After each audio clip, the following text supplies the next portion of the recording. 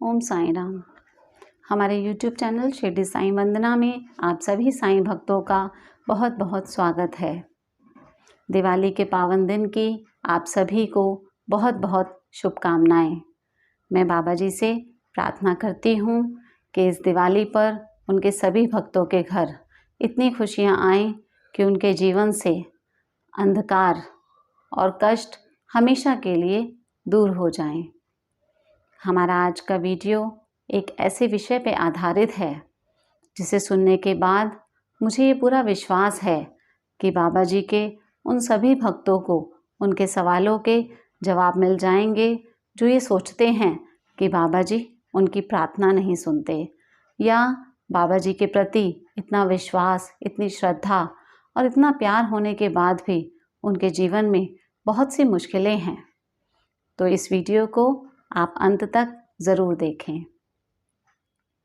बाबा जी के सचित्र में एक अध्याय है जिसमें एक धनी व्यक्ति बाबा जी के पास ब्रह्म ज्ञान की प्राप्ति की आशा से आता है और बाबा जी ने उस अध्याय में उसे बहुत ही सुंदर उपदेश दिया है।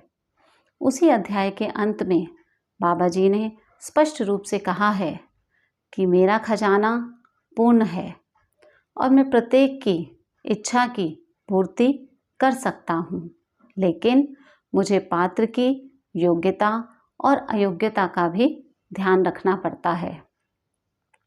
मेरे इन शब्दों को जो एकाग्र होकर सुनेगा निश्चय ही उसे लाभ होगा और इस मस्जिद में बैठकर मैं कभी असत्य भाषण नहीं करूँगा। इसलिए बाबा जी पर हमारा विश्वास बहुत ज़रूरी है।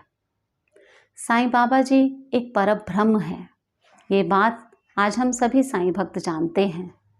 परब्रह्म का मतलब है वो जो हर सीमा, हर वर्णन, हर सार, हर व्याख्या से परे है, जो अनंत है, अपरंपार है।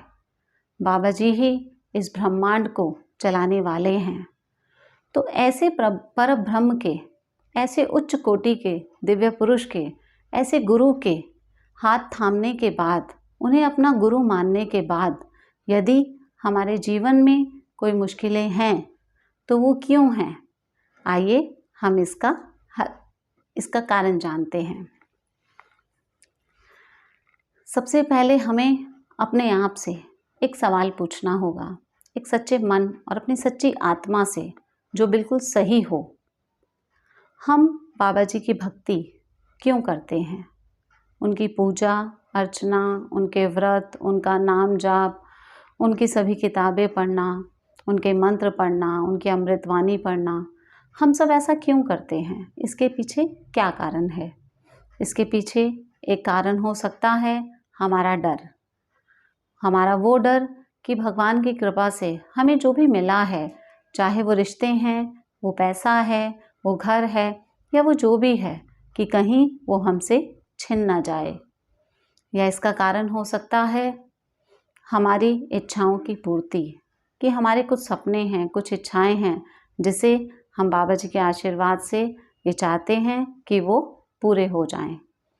और हमारी भक्ति का तीसरा कारण हो सकता है बाबा जी के प्रति हमारा निस्वार्थ प्रेम, उनके प्रति हमारा विश्वास, उनके प्रति हमारा समर्पण और उनसे एक रूप हो जाने की हमारी इच्छा।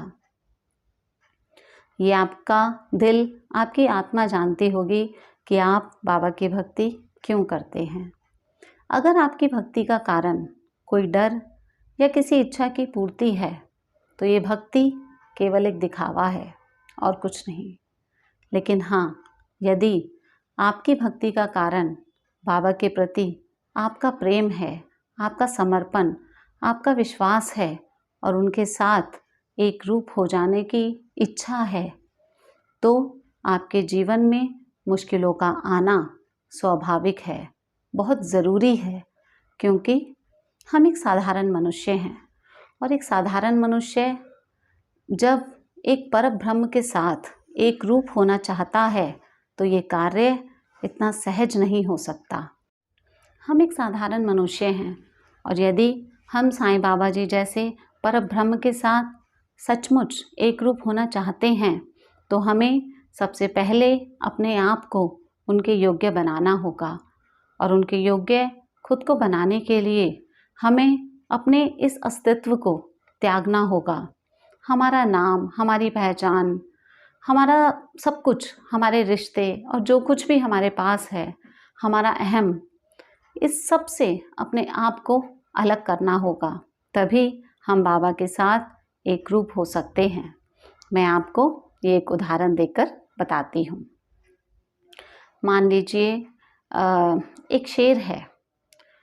जब एक शेर एक हिरन को अपने आहार के रूप में चुनता है तो वो हिरन तब तक हिरन ही होता है, लेकिन जब वो शेर उस हिरन को खा जाता है तो वो हिरन उस शेर का रूप धारण कर लेता है, मतलब उसके साथ एक रूप हो जाता है। फिर उस हिरन का अपना कोई अस्तित्व नहीं होता। लेकिन उस हिरन के अस्तित्व को छोड़ने से लेकर और उस शेर के साथ एक रूप होने तक का जो प्रक्रिया है, उसमें उस हिरन को कई परेशानियों से गुजरना पड़ता है। उस हिरन को पहले मारा जाता है, उसे काटा जाता है, उसे चबाया जाता है, तब जाके वो उस शेर के साथ एक रूप हो पाता है। और फिर हिरन का अस्तित्व हमेशा के लिए खत्म हो जाता है। इसी प्रकार जब एक पक्षी किसी कीड़े को अपना आहार बनाता है तो वो कीड़ा उस पक्षी का आहार बनने के बाद अपने अस्तित्व को छोड़ देता है और वो उस पक्षी का ही एक अंश बन जाता है और उसके रूप में ही समा जाता है। ये प्रकृति का नियम है। आप यदि नदी में से 10 लोटे पानी भरकर रखते हैं तो नदी में कोई कमी नहीं आएगी, नदी फिर भी नदी ही रहेगी। लेकिन जो वो पानी लोटे में है, अब वो नदी नहीं कहलाएगा, वो लोटे का पानी कहलाएगा। और यदि वो पानी चाहता है कि वो नदी के साथ एक रूप हो जाए तो उसके लिए उसे उस लोटे के अस्तित्व को छोड़ना ही होगा। इस नियम के तहत यदि हम साईं बाबा जी जैसे एक परब्रह्म के साथ एक रूप होना चाहते हैं तो हमें अपने अस्तित्व को त्यागना ही होगा। हमारे अंदर बहुत सी कमियां हैं, बहुत से अवगुण हैं और हम अपने साथ अपने पिछले कई कर्म बंधन लेकर आए हैं।